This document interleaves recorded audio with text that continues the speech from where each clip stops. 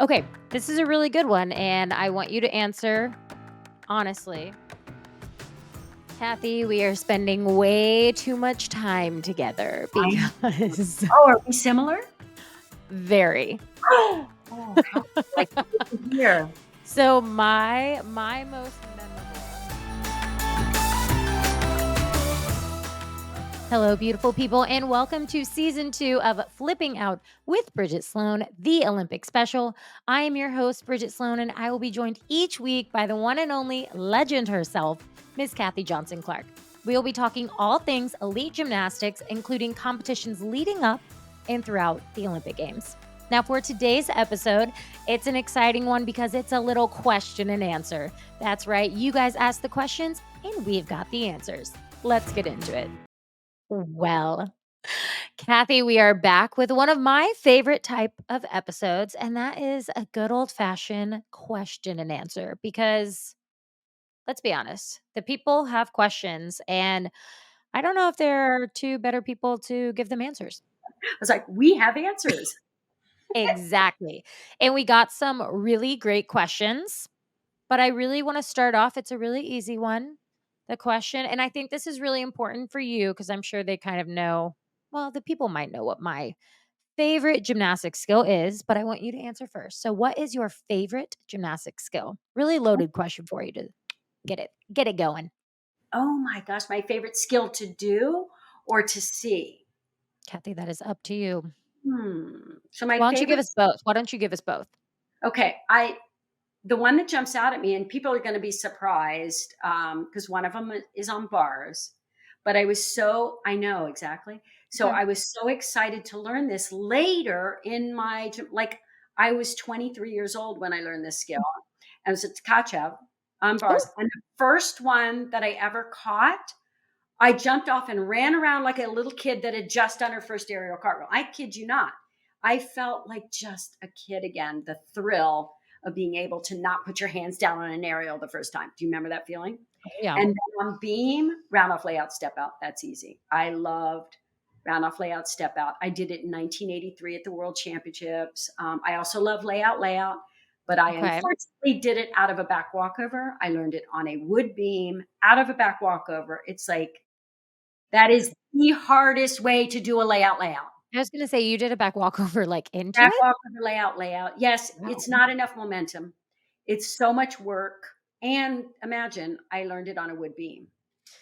So I know, but I still love doing it. And I was one of the first ever to do the skill. I know there was a Romanian gymnast, I think, who did it in 1974. I think Mhm. I first did it 1975 ish, 1976, but I didn't compete it until I should have done it in 79 World Championships, but I Mhm.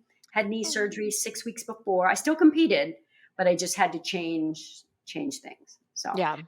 but I loved releases on bars. Mhm. Just they're thrilling. And ran off layout on beam because it was the highest thing I did. And it was like fine.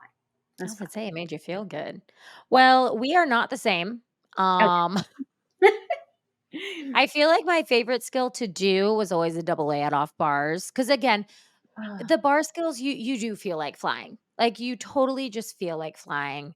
But I think my favorite skill to watch is if they are done well, like triple twists on floor, 2 and a half just the because I think also I did that skill and I know what it takes to master it because it's like power, control, grace all in one. So, I think doing doing triple twists is one thing, but watching them, I think it's just like it just gives me the chills sometimes. Like Aaliyah Finnegan, I'm sorry, but your 2 and a half punch front, chef's kiss. yes. Beautiful. Gorgeous.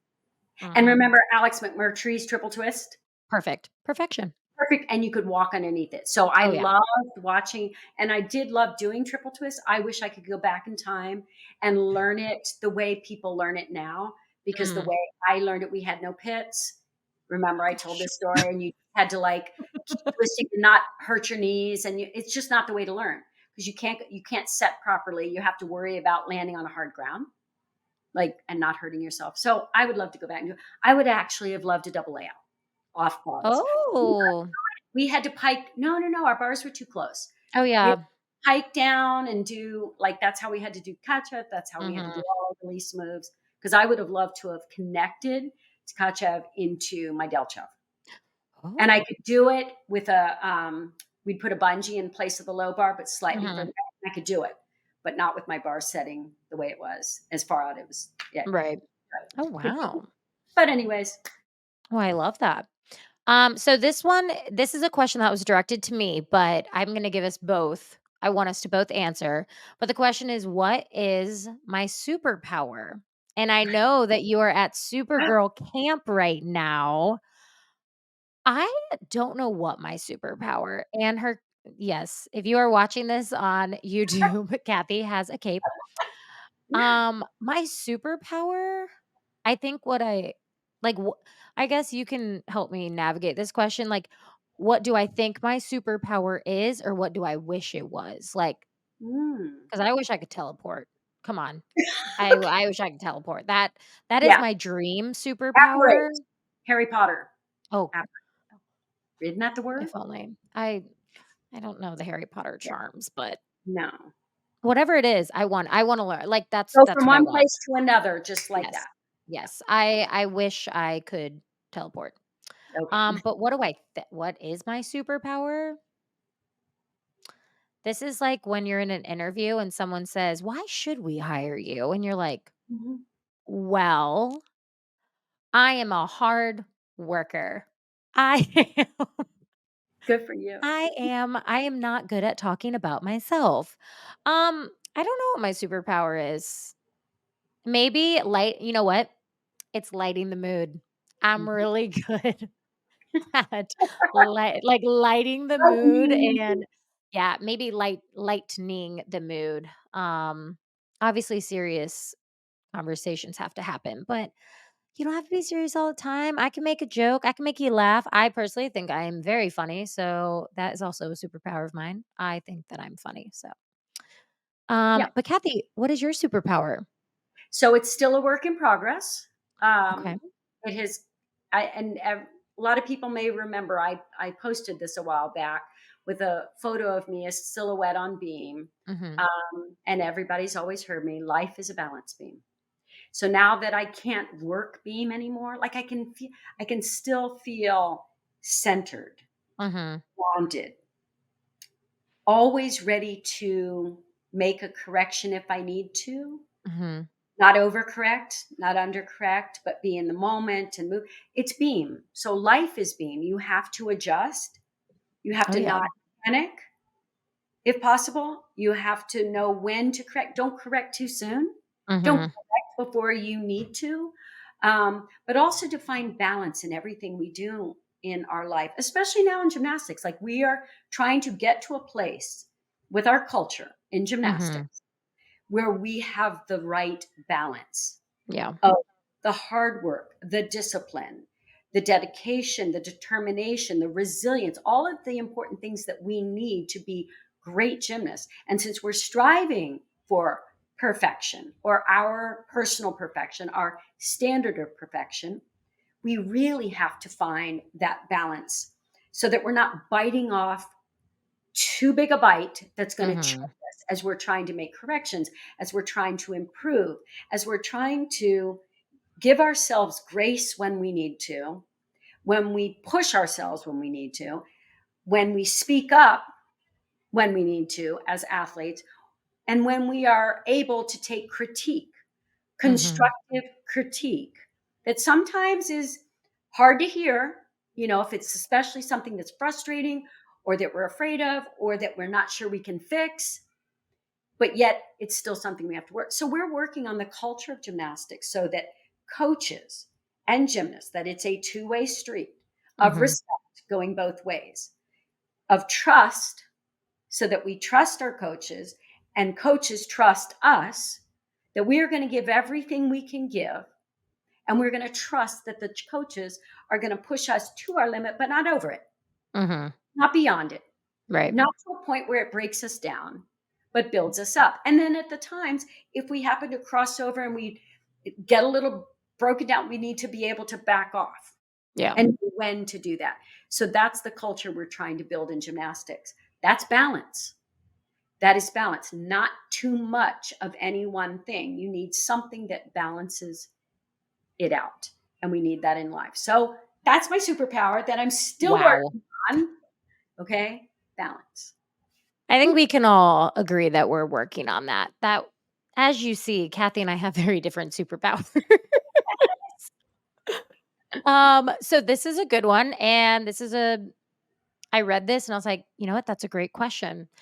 Do you think Jade will do the Aminar?"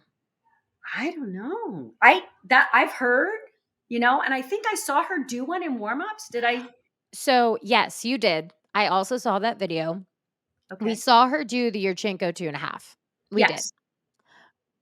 Do I think she will compete it? I think she will compete it if she needs to. Yeah. I also I think Jade is on this really amazing path personally. I think she is on this journey of finding joy in gymnastics, Mhm. finding love in the sport that has given her so much, Mhm. but she's also she's peaking at the right time. She's got a bag full of tricks still. Like she still has more to do. Not that we need it. I know that you love, if they want to do more, great, but we don't need it. Oh, So, do I and think shout out to her coaches. 100%. Tanya 100%. Chaplin, Michael Chaplin, and her father, Brian, and her whole team. Right. They are doing a fantastic job of pacing. I got to talk to Tanya after trials, and Mhm. I was like, first of all, I like this floor routine. Okay, it is doing more to bring out her. It's not personality, it's style, but Yeah. it's bringing out more of a style that she is comfortable with Mhm. and expanding. And in fact, I even told Tanya, I said, if you have the time, go back, go in your arena. If you have a floor, Mhm. go up in the top rafter, like sit up there and have her do a dance through. And you have to be able to see her Right. movement from up there in the top rafter because everything just needs to be just a little fuller, a little Mhm. bigger. Because she tends to be, I don't know Jade really well, Yeah. as in talking to her. She seems somewhat introverted, Mhm. somewhat, I don't think she's shy, certainly not Right. around the people she knows, but Mhm. sometimes her dance and her choreography is just it goes inward instead of outward. But it's Mhm. getting more and more. So I'm Mhm. enjoying watching that development. And as Mhm. Tanya said, like it's baby step. We're working on that. And Tanya is great at helping her bring that out. So and if we see more difficulty, yay. But I loved what I saw at trials. Yeah. So It wouldn't surprise me if she did pull it mhm, out of the I mean, I really it wouldn't shock me. It looks good. I mhm. mean, so yeah, Yeah. I don't know. I guess we'll leave that up to Jade, essentially. You know, Mhm. Jade, if you listen to the podcast, we're not telling you what to do, but if you wanna do it, go ahead. Okay. So besides Simone, Mhm. who is most likely, in your opinion, to make the all-around finals from the Oh, US? So this is probably one of the most challenging I mean, it is going to be very hard. So in order to make the all-around in order to make finals on the events, it is 2 per country. yeah. Here's the cool thing. So I know their goals, their priority. It is team goal Mhm. is priority one. Right. And these are mature women. Yes, Mhm. Hesley is young, okay? And she's still on the rise. But these women know what the goal is Mhm. and that their primary goal is as a team, as sisters, go out on that floor and win for Mhm. each other. So, who's going to be in the all around? Like, it's hard to, if Yeah. everything continues to go as it was going, Suni looks really good. Like she is on the Mhm. rise. I can see her because a lot of people are saying, no, it's bars and beam. That well, of course, bars and beam is where like we need her, want her. Those are big scores. But her floor, I'm telling you, her floor. I went up to her. I got to talk to her very briefly at Olympic trials to tell her how much I loved her floor.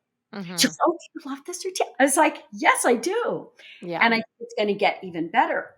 And she showed so much control on her landings. Like they were just spot on.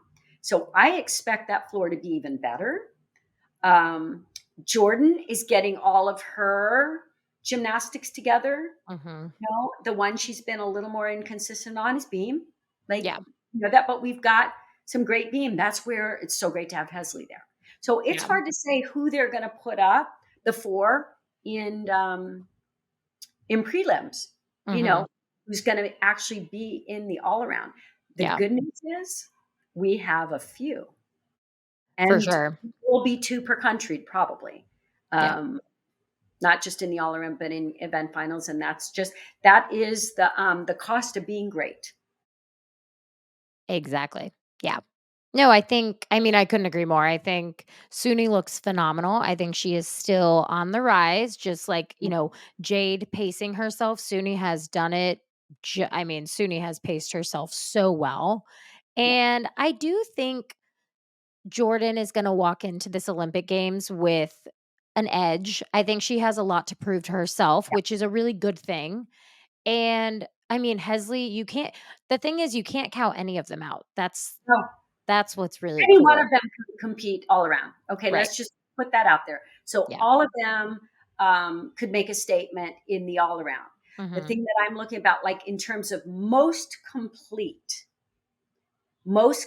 gymnastics, where you have the balance Mhm. between enough difficulty so that your potential score is high enough to be there, Mhm. and your execution, like the consistency that I'm starting to see in the execution, but then that other layer, the artistry, the polish, the Mhm. form, those finishing touches, Yeah. that if they all just really, everything comes together and everybody is confident and competes to their highest capability, the thing that's going to make the difference, one, for some level of difficulty. I mean, when you got a D score that's unachievable by other people, well, Mhm. that's a huge advantage. Yeah. But then when you have the artistry and the polish, where you're not losing those tenths of a point, Mhm. you have the control to be able to stick landings, which we're seeing more of. Mhm. It's going to end up determining. But it's exciting because they all are in it. So we Yeah. just see how it all plays out. It's exciting. It's very Yes. exciting. But that also leads us into our next question. How likely is it that Hesley could make an event final? Super likely. It is Oh, super I mean, I feel like we kind of answered both of those yes. questions with that statement because every single athlete on Team USA, all 5 of them are capable of making not Yes. 1, but 2. In my opinion, each one of them are capable of making 2 event finals. Yeah. And the cool thing about having a really strong team, because there's the healthy competition Mhm. for those spots, but you know it from college. I Yeah, mean, that is your healthiest way to compete with each other, right. because when only two can come in. And trust me, that is not their goals, are just like we've stated them. That team goal. And Oh, they're going yeah. to do what they need to do. And if that means somebody else goes in, because only four, we've got Mhm. five really good gymnasts that are all really good all around gymnasts. Okay. Right. Somebody's not going to be in the lineup Yeah. on an event. So the ones Mhm. that are fortunate enough and have earned that spot, they've actually pushed each other to that Right. greatness, to that standard. And they will push each other. So how it plays out in competition, who handles the moment in Mhm. prelims and just is on, Yeah. so yes, all of them really have. Now, you think of Hesley's beam, Mhm. and her beam and bars. Yeah. I mean, those are the ones. So it sort of depends on how our team does, as like Suni is on the rise on Right. bars. Simone's D squad, like, just puts her in the mix every event. Right. Really does. So it's Yep. gonna be exciting. Oh, I Mm. cannot wait. I know. So this is a really funny one, and I think we'll just address it. This question is directed towards me specifically. Okay. Brid Bridget, why do you hold the mic in your hand during podcasts? Can't you just leave it on the table? Okay, I'm going to address this right now. I do not sit still. If you haven't noticed, I fidget a lot. And if I were to put the mic on the table, my face would be so close, it would just not be a beautiful image. So, selfishly, that's right. Okay. Well, that's I okay hold because it. what do? I talk with my hands. I would I say mean, Kathy talks with her hands. I fidget. I can't sit still. I mean, listen, listen. This podcast is not about what we're good at. It's about what we're good at talking about, and that's gymnastics. So yes. just let me hold my mic Yeah, and be I okay. know. If you ever go to an actual meet, well, now I'm retired, so you're not going to see it. But when I commentate, Oh, I'm up and down and I'm standing and oh yeah, I I do don't the sit slow still. with them. I'm like, stretch. I'm like, Mhm. oh gosh, it would be Yeah. embarrassing. I'm glad that I'm telling everybody now so they can't go to a meet and put a camera on Well. me, just try to get me to commentate without my hands. I'd probably sit there in silence. Oh, yeah. It's better. I think that's how I express myself is with my hand. Like I'm a loud person, but I talk with my hands. And when I do podcasts, I hold the microphone because I like it also to be right next to me. And that's just how it is. So I hope that answers your question. And I hope you liked the answer. Okay. Who are your favorite gymnasts of all time? You only get three. Kathy, you only get three. Okay. Hmm. All right. I'm gonna go through like how it impacted me Okay. I love in that. the moment. So the first gymnast that impacted me, and I'd have to Mhm. kind of put them together because then they were very different.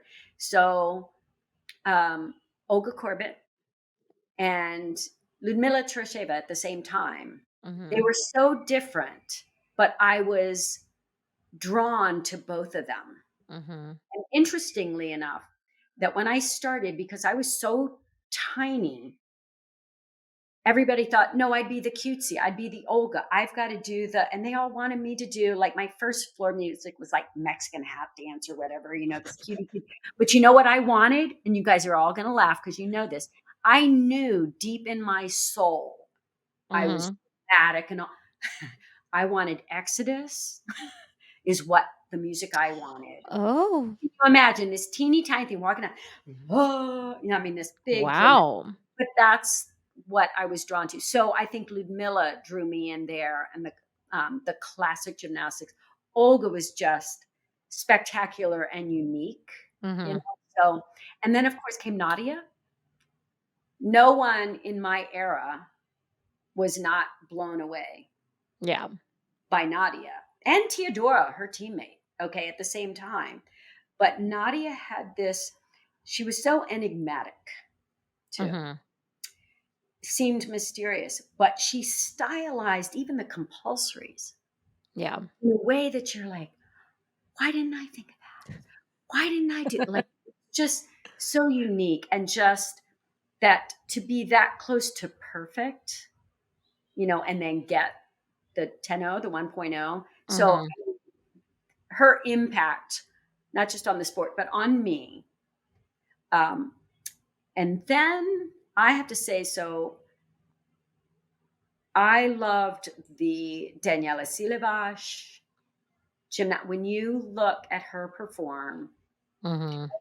and Svetlana Boginskaya and Shushina, like their gymnastics in that era, I have Mhm. so many favorites that just Yeah. moved me, inspired me. And that's the gymnastics that I love. And their level of difficulty for that time was crazy Yeah. because it was not spring floor. Like, and Elena Mokina, mean, she did a full in with no springs in the floor and then double back at the end. That floor was like foam on little air foam pads. Like that, it was not springs. Oh Okay, my so gosh. My knees hurt just thinking about that. yeah. But I have so many favorites and for so many different reasons. Mhm. It's hard to really, and then because I broadcast for so long, I mean, Lilia Podkapayeva, like, and Shannon Miller, like Mhm. for a lot of Americans, when we had Shannon and Kim Zemaskal and all, I mean, Oh those yeah. had huge impact on gymnasts. Oh, for sure. I mean, I I'm sure my parents still have them, but we used to record, that's right, we're old, Mhm. on a VCR. We have all the major meets. I remember there was one, it was like a Reese's. The Do you pro know what meet? I'm Yes. Yes. Yes. Yes, but I distinctly remember watching and thinking like, "Wow."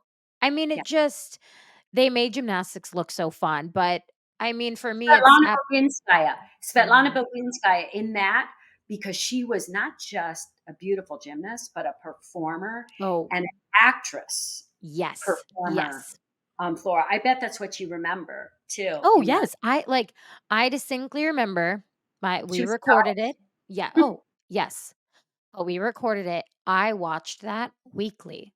I mean, Yeah, it was play, that's rewind, and I think that's really a reason why I looked at well, I didn't look at gymnastics as a performance in the very beginning, but I do think that's what kinda helped in my NCAA and then, um but that era was very impactful for me. Tasha Swikert, I loved you. I still love you. yeah. I was obsessed with her.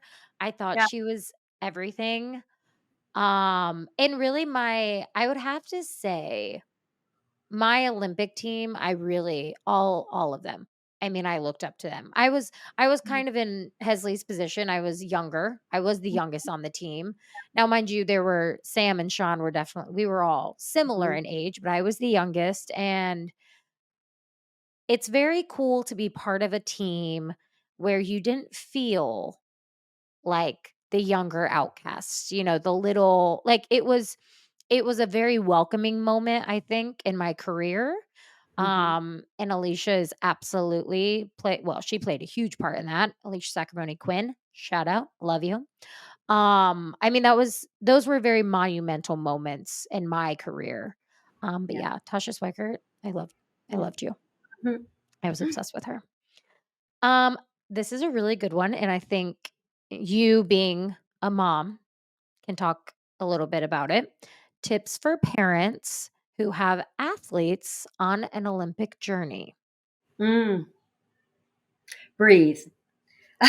Mhm. Don't hold your breath. Yes. Stay in the arena. Don't leave. You need to be able to watch. So I just spoke to parents here at the camp, actually, and talking about the role of a parent and how important, first of all, the most important thing is unconditional love, Mhm. and you are their greatest safety net. Yes.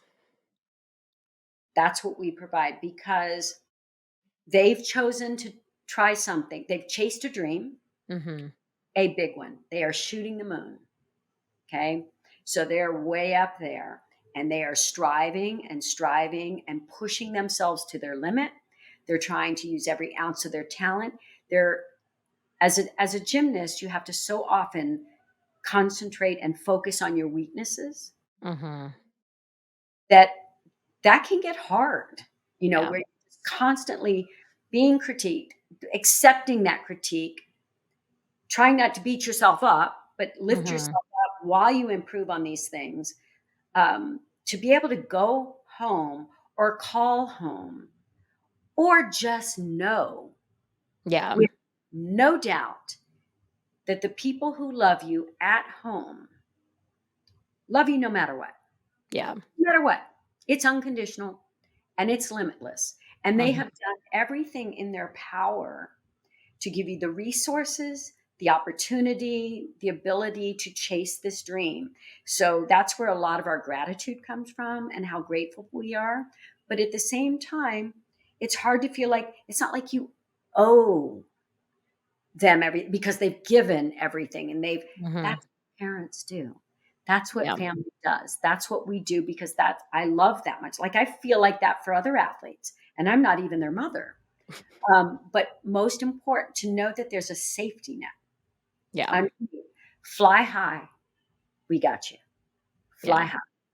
And it's why I've loved college gymnastics so much because college gymnastics is such a safety net too, Mhm. especially for those who have Olympic dreams.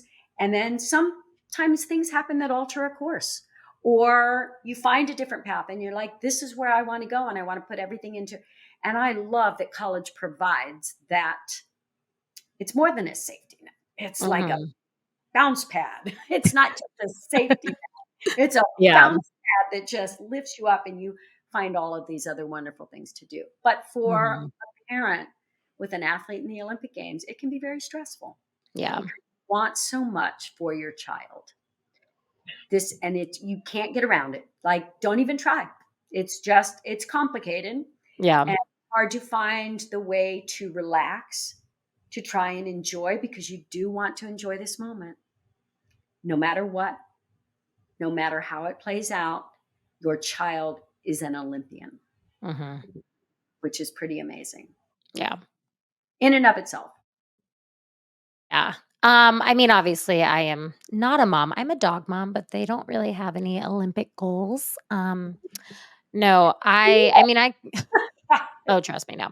Yeah. Um, but I do know I have spoken to parents kind of on this topic because I am very fortunate and very lucky that I have 2 extremely supportive safety nets. I really love that term. I'm gonna steal that from you, Kathy, because they not only I mean, my parents I was in the driver's seat of every goal that I had.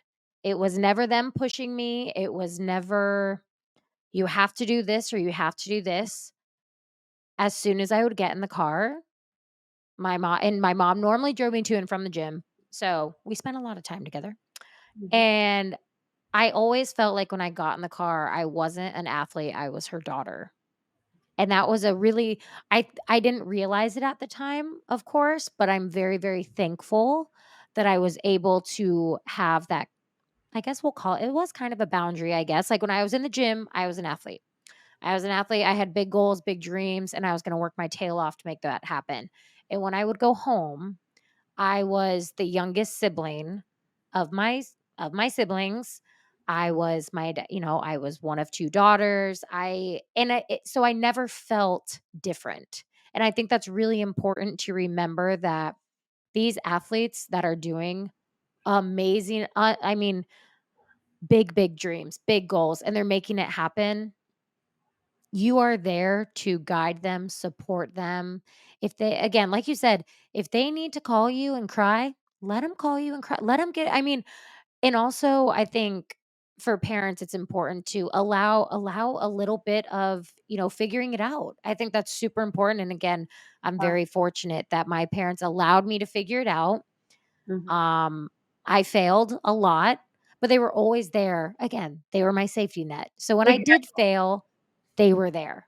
Yeah, it's imagining you can't fly for them. Okay? Yes, right. You can't make them fly. You can't make like so the safety net is the best thing for you to be with the unconditional love, the support, Mhm. all of that. Um, and to make it clear that your child, even if they're an adult child, they're still your child, Oh, yeah. that they have you to turn to and they can tell you anything. Yeah. They don't have to worry that it's like it may disappoint them or it Mhm. may upset them or it may scare them if I have I need to talk about these things Yeah. or I don't. Like I don't need to talk about this with my parents. I do Mhm. this at the gym. Right. I talk these things out at the gym and when I come home, I would love to just be your daughter. Yep. Maybe sometimes we talk about something completely different. So, Mhm. but always let them know if you need to talk about it, I'm here.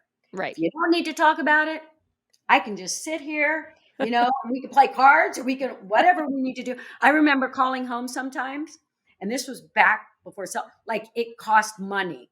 And the Oh longer gosh. you were on the phone, it ticked away. And that's and so my dad's like going, "Oh my God." And my mom's like, if she needs to just call and breathe, like, and we just listen to her breathe, that's what Right. we're doing for Yeah. however long she needs to breathe. Even if she can't talk or she's just sad Mhm. or something's up. And so we did a lot of that. It's It's important. it's not the easiest job to Mhm. be a parent. It's not easy at all. Okay.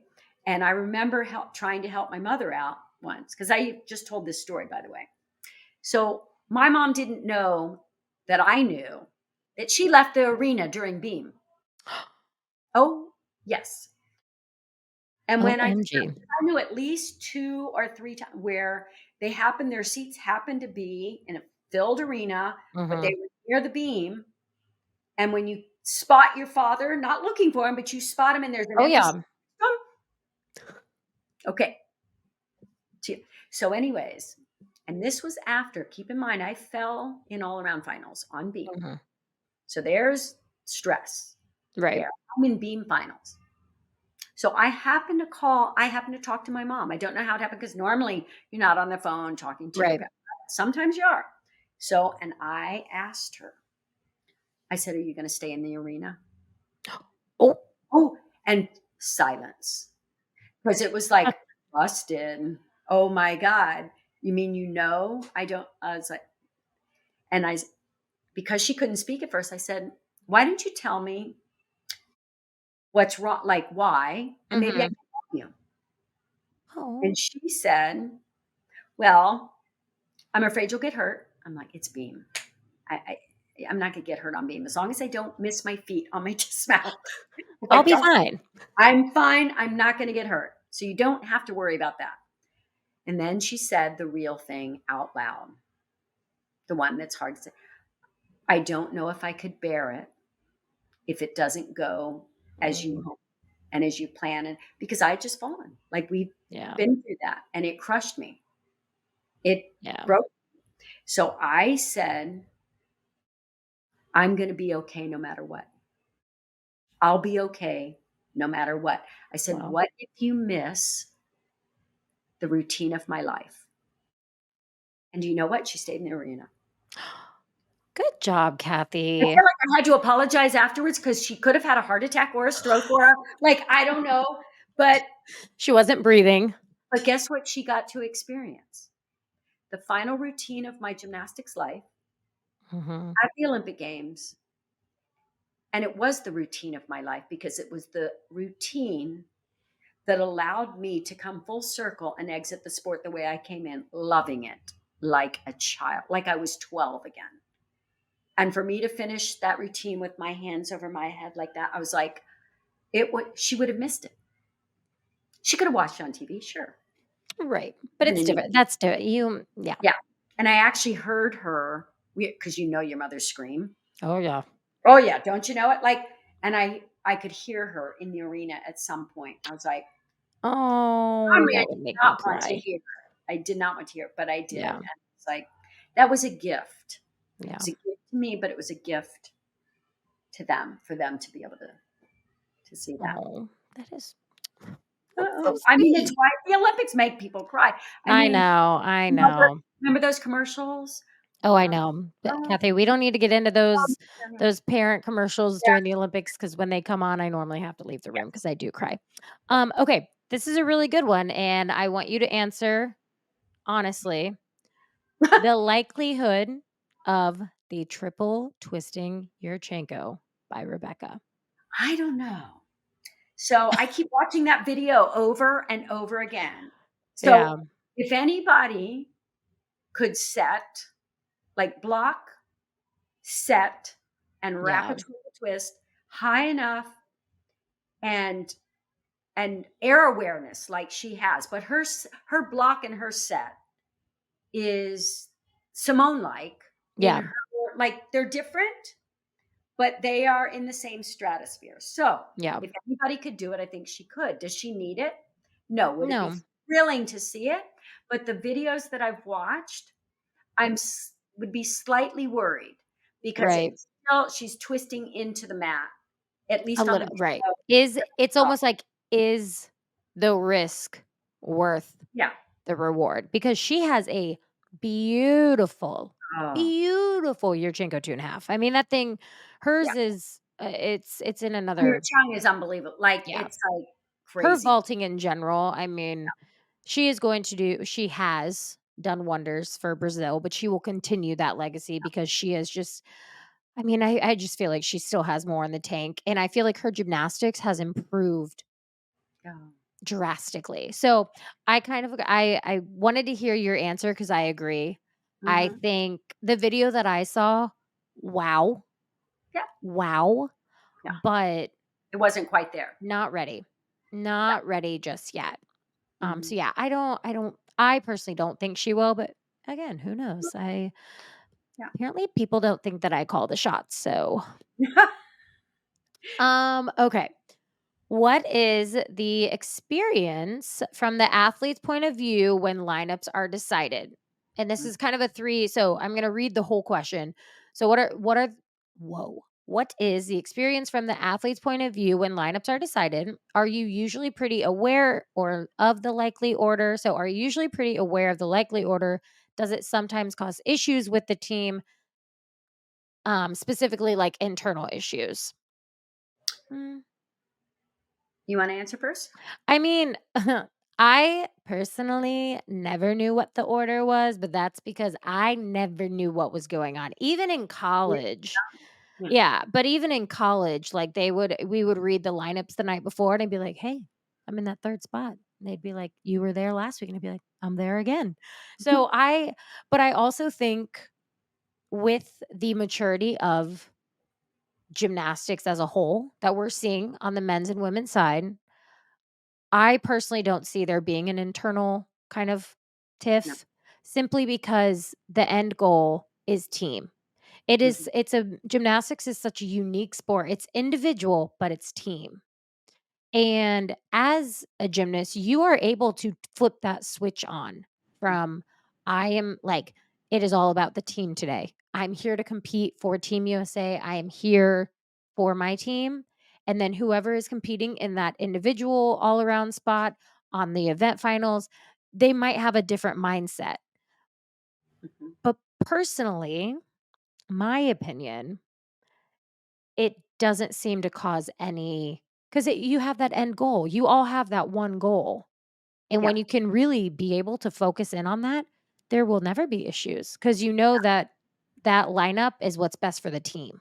Yes, and because of the fewer numbers that get to compete, and Mhm.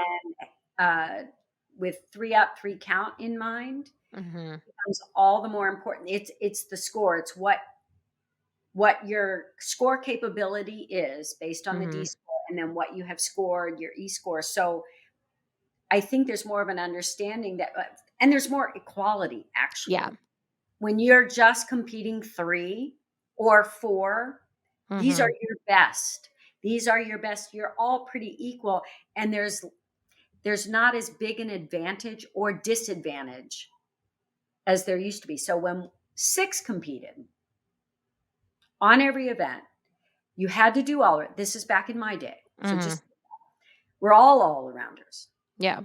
We all have to compete on every event in compulsory and optional, your weakest event and your strongest event. That doesn't happen anymore.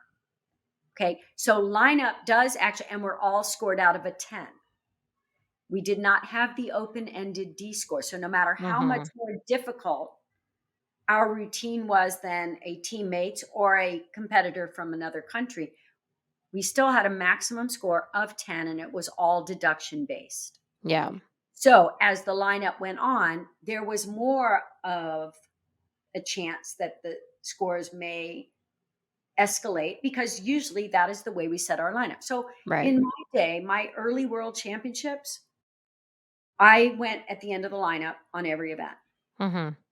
whether it was fifth or sixth. For the most part, I was fifth or sixth on every single event Mhm. because in 3 of my 4 world championship, I was the top American in 3 out of the 4 world championships. So as the top all-arounder, and then we had our events that were potentially medal contenders. Mhm. Mine were beam and floor, even though I made ball Yeah. final one time. Who would have thunk? Yeah, but beam and floor were my 2 events that I was most likely to qualify for the event Right. finals. So on beam and floor. So I always went usually 6th up in my Mhm. early well, later in my career, And this actually worked out really well. In all honesty, they probably would have been smart. And I heard later that Bella actually thought I should go first on every single event. And that would have been smart. And here's why: it wouldn't have hurt me. Right. I was internationally known. So I've competed in 4 previous world championships. All of the international judges have Mhm. scored, like, they know my gymnast, like, Right. so I was probably going to get my score. It wasn't going to be affected so much by lineup order Right. as it was.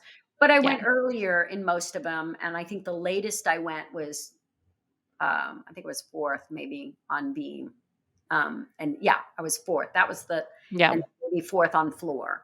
Okay. But the other one, I was probably 3rd or 4th, somewhere in the middle of the lineup. But it probably would have been interesting had they put me first instead. So this is how important is the lineup. I'll tell you a neat story. And this is a great story from my 2 youngest teammates on Mhm. the team, Pam and Michelle. They were 15 years old, both of them. One was the youngest of any Olympian sport, just like Hesley is this year. Mhm. Michelle Ducerre was the baby, 15, and then Pam was a few months older, so and she was still 15. Yeah. Went first and second on every single event. As Wow. 15-year-old gymnasts, they led off. And beam in compulsories, Michelle had gone before, and she was a little nervous. Mhm. I mean, still hit. Pam was our national champion on beam that year, Mhm. on beam. So they called a meeting because they had told me first, as team captain, just so they knew they were going to do a lineup change and put Pam up first. Pam had ice water in her veins. Okay, Yeah. just solid, very consistent. You don't Mhm. win, you don't become national beam champ because you're not. So Right. they called her in, and I was in the meeting, and so was Pam, and said, "We're going to make a change for optionals, and we'd like you to go first." Okay, so this is the national beam champion, Mhm. US beam champion, who's now going to lead off. And they even said to her in that moment, "You realize that means you probably won't make event finals." Oh my gosh, why would they say that to Hold, her? hold on. Here's What? why. No, no, no. This is what's so cool. This is what's so wonderful. When you are truly doing what the team needs, and Right. what the Oh, team she probably wants, didn't care. she bought in. You are now so important. Yeah. And she took that. It is like, take pride in Yeah. leading your team off to a silver medal Mhm. at the Olympic Games. Yes, does it mean in all likelihood? Not necessarily.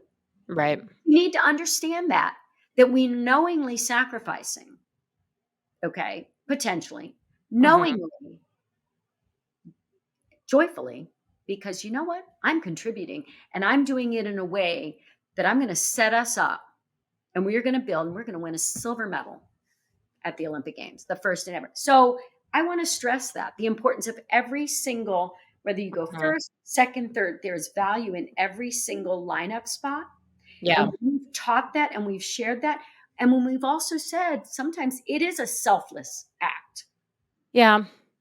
to go Yeah. first, to go, I take back my gasp. I okay. take it back. I Yeah, take it back. because it Yeah. was. I take it Okay. back. I take it back 'cause yes, and you actually got me thinking, I'm pretty sure I led off. Now this was for, uh, prelims. So Mhm. this was not team finals. I only did vault for team finals, but Oh, I'm pretty no. sure I know. But I did vault. But for prelims, because we had 2 injuries, I led off on all 4 events. And I distinctly remember me and Sam were walking to beam because Sam was supposed to do beam. So I was like, oh, thank the Lord. My beam score will not need to count. This is great. Sam was like, so I'm not doing beam. And I was like, oh, okay. It is true though. I think in big competitions like the Olympic Games, I love what you said. You take pride in no matter where you are in the lineup. yes. So I hope that answered the question. I I do. Yeah. Yeah. This is a really fun one, and I love talking about this. But when you're at the Olympics, do you get the chance to interact with athletes from other sports or disciplines from other countries? And did you make any friends outside of the US gymnastics team? I feel like we have very different I think so. experience. Who wants to go first? I'll go first since my Olympics came first. How Okay, about that? Okay, so in perfect. 1984, and because they were in Los Angeles, because the timing hasn't changed, we do opening Mhm. ceremonies and the men start the very Yep. next day, and then we go. So here's the good news, and it was actually really good for us. We stayed in the village. Yes, so did we. It, It I, was so great. oh my gosh, being in the village, and I have to tell you, it saved us because it gave us Mhm. time away from our coaches, away from where we just could relax, have a little bit of Yep. fun, walk around the Olympic Village, meet other athletes. And it Mhm. was so cool when you'd get off an elevator. I'll never forget this. And it was a boxer who had just won the first gold medal of any American. Oh, that's amazing. And I'm going downstairs to go get ready to go to competition. The elevator opens. There's this gold medal hanging around his neck, and he's walking on air. And he hugs me, like just hugs me because we can tell, like just Yeah. two ships passing in the night, at the elevator, and we're celebrating his gold, and he's wishing us good luck. And Gosh, that's so I cool. tell you the exciting energy that creates because you got to see a medal.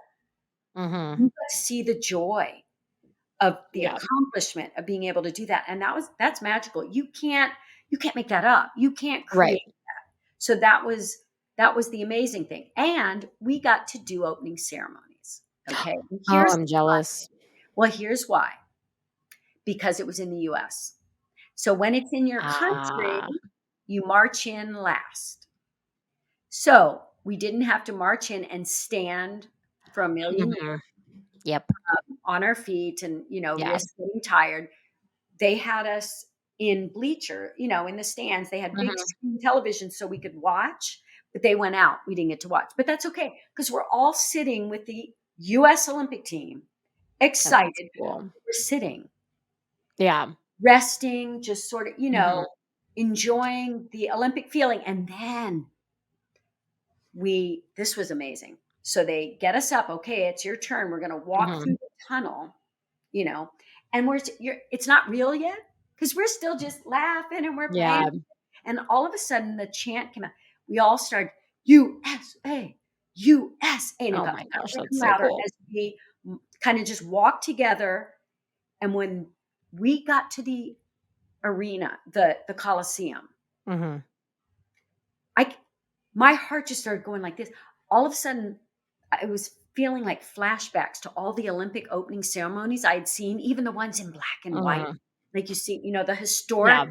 ones and the, Yeah. you know, thinking Jesse Owens and all these like incredible Olympic legends that I'm imagining. My heart just started, and it's like, settle down. Oh my gosh. Marching into the Coliseum to the entire place roar, like roar. I, that does something to you, like Oh my gosh. chills, Yeah. heart. And then we got to march around, wave, and I saw my parent. Can you imagine in the Coliseum? There's You I see don't your parents? know. They happened to, and there was we were on the same floor with the judo players. They call them judo Mhm. players. And my new friend was a judo player, and he's really, really tall. And of course, we're tiny. We Right. can't see anything. And he goes, "You want to go up on my shoulders?" So I was like, and here I come out because I can now see his parents happen to be sitting near my parents in the stands. And my parents could hear, "Oh, he's got a girl, like a girl sitting on his shoulder. Oh, she's sitting on that. Oh, who are you?" Like, Oh my how gosh. insane. What are the odds? And then so he puts me down, and I got to go. My dad got a photo of me standing right in the middle of the track, waving to him. Oh, that's so cool. And it's just like really magical. Those are the moments they're precious. Yeah. and you can relive them in your mind's eye Over and over. over and over. So we did get to do opening ceremonies. So yes, you do get to interact with Mhm. athletes from other sports, and it Yep. was fun because the moment you'd see them, you could go, "I know your sport." Like, Oh, yeah. of You course, you knew you knew who did what sport. Yeah, volleyball, for sure. swimmer, like, you could just tell who they are. Yeah. So we were lucky enough to stay in the village, go to opening ceremonies, and and then, of course, because we're done in the first week, Right. we actually got to watch we stayed at USC, and our windows, in the dorms at USC, Mhm. even though our gymnastics was at Poly Pavilion at UCLA. Right.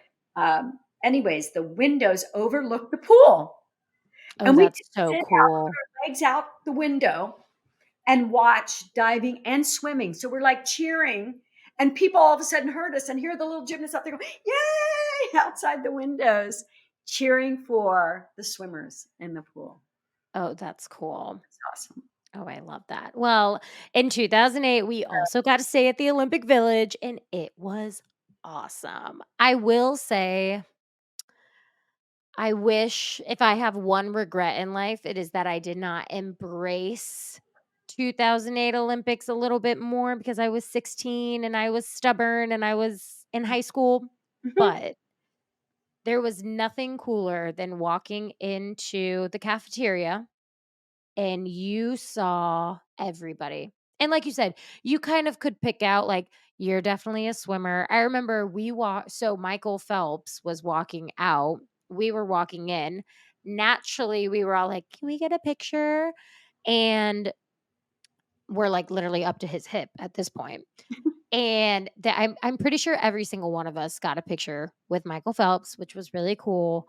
But I think the really cool thing, and you kind of hit on it, was the Olympic Village allowed you to really decompress. Like you could go, you went to practice, you did all the things, and then you got back to your room and you could just be yourself. You didn't have to be on. You didn't have, like, you could really let yourself relax.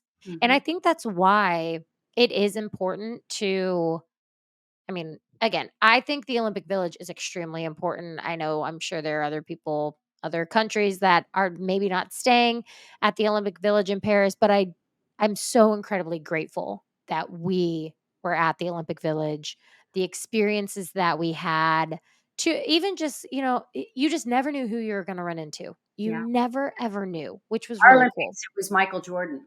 So he Oh, was how oh, cool. but it was before he was like Michael Jordan, like I mean, before Air Jordan. He was still just kind of, I mean, basketball people knew him, but he yeah, wasn't like and then all of a sudden he was blew like up. Air Jordan. Yeah. Yeah. So you had Michael Jordan and we had Michael Phelps. Yes. I love it. I love it. Okay, what is the most memorable meet or routine throughout our careers? Ooh, I have 2. too. We just said that. Jinx on you. Yes. Okay, Kathy. You can go first. You can go first. Okay. My very, very first world championships, Okay. 1978, when we were kind of, unknown. We didn't win medals really a lot Mhm. back then, but we had Marcia Fredericks, who was just queen of the uneven bars. There was no one like her. And the way that she competed those bars, she went up first in event finals. Wow. An American up against, I mean, Nadia was in the meet, Right. Nellie Kim, Elaine Mukina, the all around world champion, Shopper Mhm. Sneakaba, like all the skills that you Yeah. guys do, we competed against the people. Okay, they were in the meet and it was Right. extraordinary. So, in all around, I followed Nadia um, on floor, okay, Okay. in the all around finals. And Nadia wasn't at her absolute best. Like yes, she was Olympic champion just 2 years before, but she just was not at her best. She wasn't doing her most difficult gymnastics on floor, but she's still Nadia. Okay. Yeah. She's still Nadia and she's still fantastic. So she went up and she got a 9.85, I think, 9.85. So I go Okay. up and do my routine, and mine was very different back then. It was very balletic, very, it was just Artistic, very, very yes, dancey, and artistic, they had beautiful. sort of gone the more, after Nadia, everybody Mhm. cutesy's not the right word, but just bouncy, whatever. And I did a really dramatic piece, original music, and the French audience, which the European audience actually is a very knowledgeable gymnast. Like I loved competing in Europe. Very. I don't know Yeah. if you did, but I Loved. loved competing in Europe, and I always did better. Just I Me too. I just connected, like, I just loved the energy and the feeling. I love being on Yeah. the podium with the best gymnasts in the world that Mhm. pushed us. So anyways, I do my routine. They loved it. Like, it was so sweet, and I even, Nellie Kim had me go back up on and bow, like, 'cause they were so brave. They Oh, would that's jump so up and they'd nice. take another bow. I was like, "I don't do that." "Okay." So I go up there and I thank them, and then, they put up my score, and it was 975. And the place went crazy. They started their way to boo is whistle. So they whistled and wouldn't stop for like 17 or 18 minutes. Oh my gosh. Long time. Wide World of Sports was covering it. They had to go away because it was live. They went Mhm. away to their other programming and then came back. And before we know it, like guards came out and they're all around me and it stopped the meet. Next thing I know, the judges all get together. They're all like gathered around here. And all of a sudden they raised my number back up, the digital number, and went 9-9. They had reviewed my video or whatever. They were Mhm. looking at the video back and they gave me a 9-9. Raised my score. Wow. I don't know when that has ever happened ever before, but it was just such the coolest experience. So then Mhm. the event finals, because I made event finals, um, and I did my floor routine again, and it was just very well received. And I ended up winning a bronze medal on floor exercise without a double back. Like I needed my pike double Woo! back, did a triple twist. Like all I needed was a little more difficulty to really try Mhm. to win, which was what I had hoped to do in 1980, but we boycotted and all that stuff. But anyways, then my second most memorable final routine of my life, my balance beam at the end for just all reasons. Mhm. All emotional. It was the feels and being given the gift of leaving the sport the way I came in, loving it like a child. Kathy, we are spending way too much time together I know. because Oh, are we similar? very. Oh, how like to hear. So my most memorable is the 2009 World Championships, a worlds that I came in not I wasn't under the radar by any means. We had just come back from the Olympic Games. I was still training. I was young enough that my body just bounced back, so I was able to keep going. And really, 2009 was a highlight for me before my career went down the toilet for elite. So in 2009, I mean, winning the World Championships, winning it as an individual, in having so my mom ended up flying over like last minute, flies over, and just like you had said that you saw your parents when you were walking for opening ceremony, we had just like done our, the ceremony, we got our medals and everything. As I'm walking down, I see my mom and I was like, "You're here." Like I knew that she was on, I knew that she was maybe going to be going, but there was no like, "Oh, I'm here."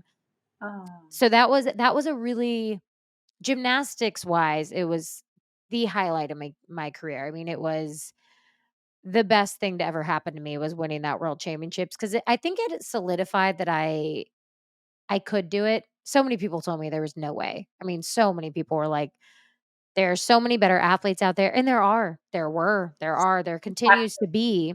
go just right. And Bridget, you will forever be world champion. There's just something like I get chills when I say that because at those 78 world championships when Elena Mukina won, I happened to be in the same, I rotated with her during all around. So Mhm. we were on the same event. We finished on vault. Okay. And as she finished her vault, I must have either gone after her, but I was right there. So I Mhm. think I was next or something. because she steps down off the podium and the coach greeted her. And I could hear her say in French, even though they were, spoke Russian, Mhm. Champion du monde, to Elena, champion of the world. Gives me Wow. chills. Yeah. So you are forever champion du monde to me. And It's crazy. there's nothing, just, it's, that's chef's kiss. That Yeah. is the ultimate. And congratulations and special. Love that Well, for you. thank you, Kathy. But that's my first, and my second is the last routine of my gymnastics career at NCAA's in 2016. I was there. Yes, you were, and I ended on Florida ended on bars, and I thought the moment was gonna be really tragic, and I thought it was gonna be the hardest. There's so much advice I could give to upperclassmen that are kinda going through the motions of realizing that their sport is gonna come to an end, because my biggest piece of advice is let those emotions, like, feel all those emotions. I think that's why I was I just remember I ended my bar routine, I took my grips off, and I just took a deep breath, and I was like, "That's that." You know what the word is? What you got to feel. Do you remember? I think you've heard me tell the story that there was a movie that I'd watched that just moved me, Mhm. um, and stuck with me. And I thought about it again right before my final performance, and it was Chariots of Fire. So if you've ever seen this movie, I or if haven't. you need to watch it. And the Okay. music, oh, like it's the equivalent of what Rocky does to you. Okay. Like it Yeah. just, and the music and just the emotion behind it because it was sports and it was, Mhm.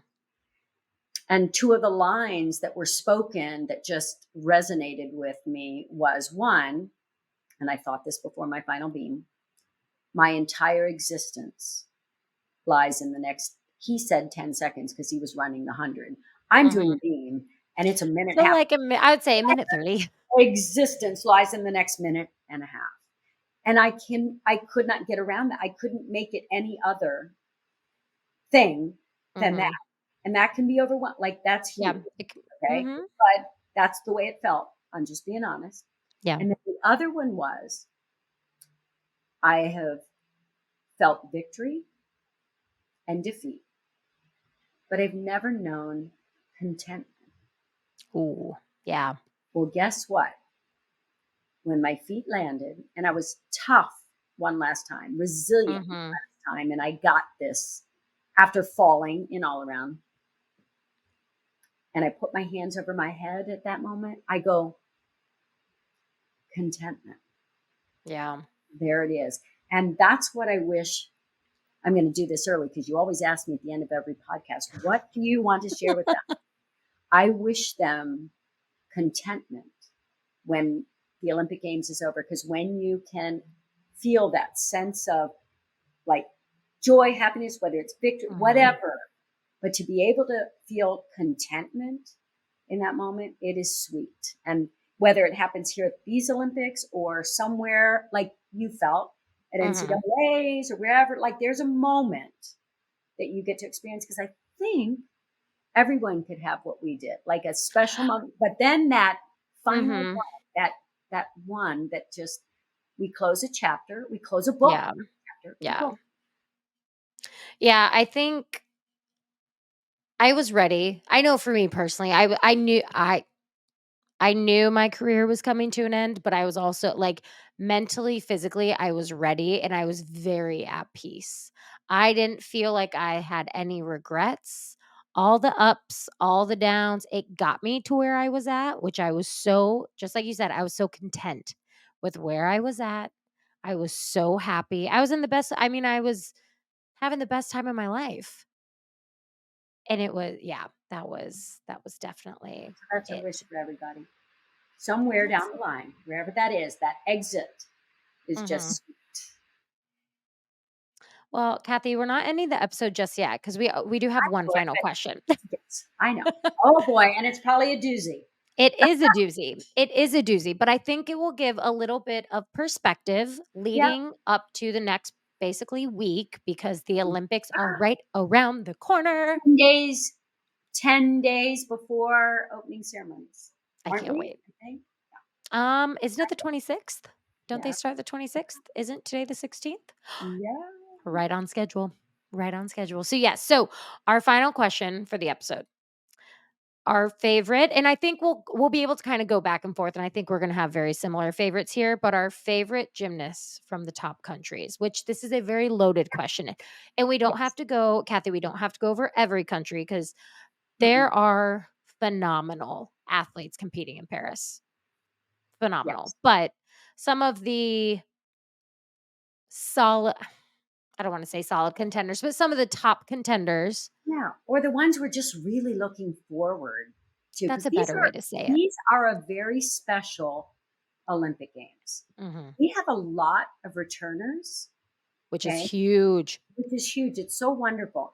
Yeah. We have mature women competing at these Olympic Games who have, many of them have overcome some significant Hmm. either injuries or illness or obstacles or Yep. challenges or whatever. So, I mean, think one of the first that comes to mind, Becky Downey, competing for Great Britain. I mean, Yeah. how sweet is that? And her journey coming back, all that she has gone through, Yep. all that she sacrificed for a greater good, like to make things better in Hmm. our sport. But that takes a toll.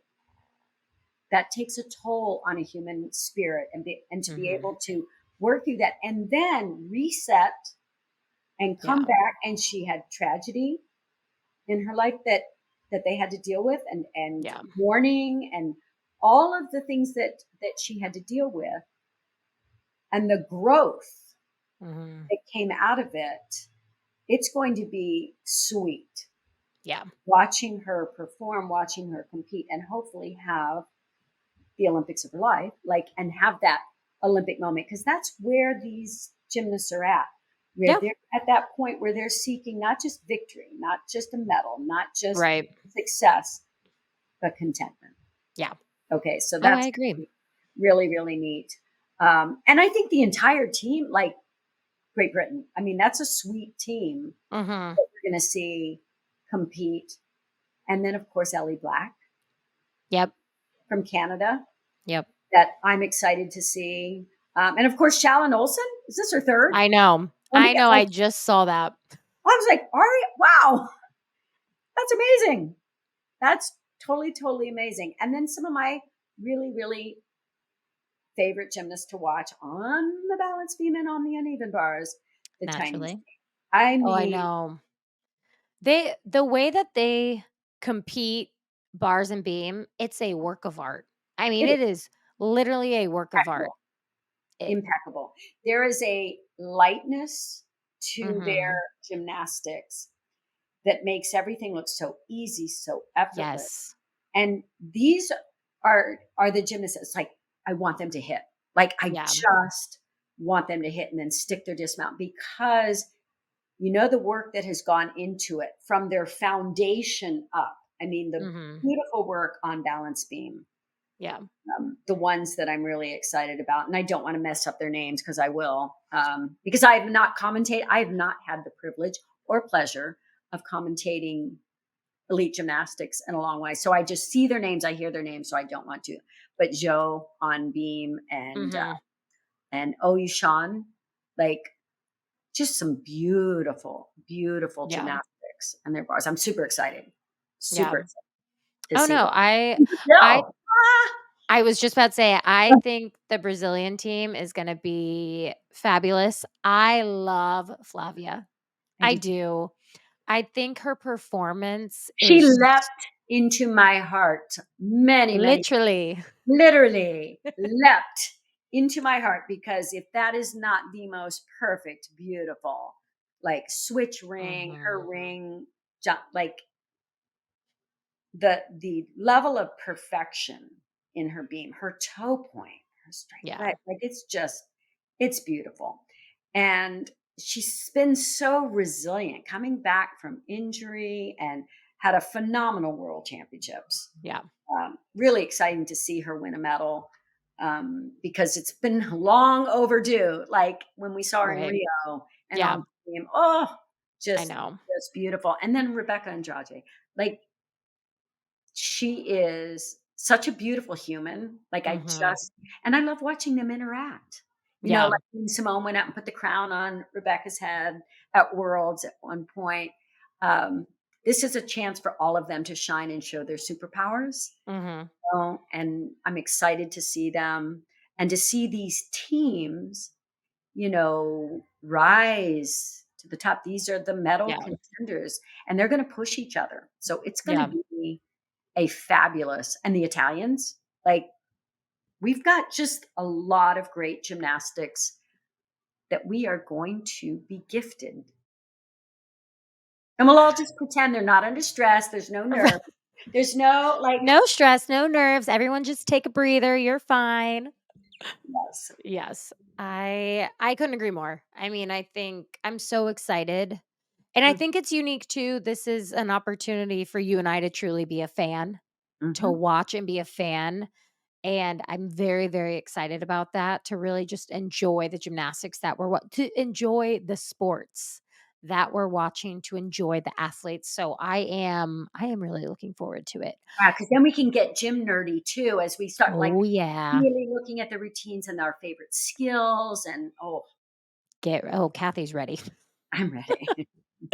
Well, Kathy, we always do a little words of wisdom Hmm. at the end. I know you kind of hit on it already for the athletes, but since this was a little bit of a people's episode, maybe some words of wisdom for the listeners. Yes, and to the fans. Yes, fans and So listeners.